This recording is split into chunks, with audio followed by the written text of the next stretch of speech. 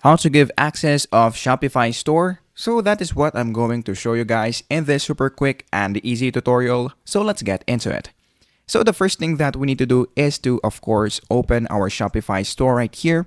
Now, what we want to do next is to click the settings, which is right here on the bottom left corner of the screen. And then once you are now here, what we want to do next is to click the users right here.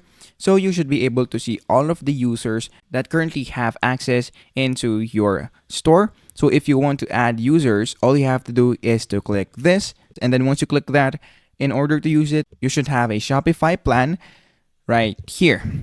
So currently, Shopify has an ongoing deal right now wherein you can get this basic, grow, and advanced subscription for only $1 for the first 3 months.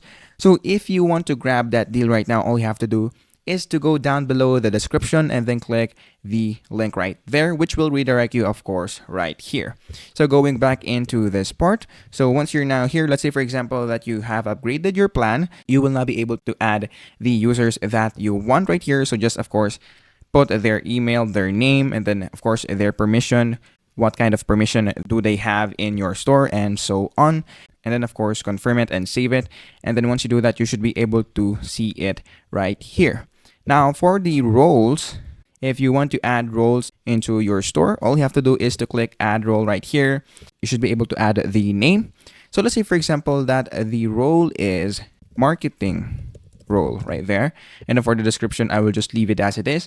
And then for the permissions, since they only should have access to the marketing part, all you have to do is to click the marketing right here.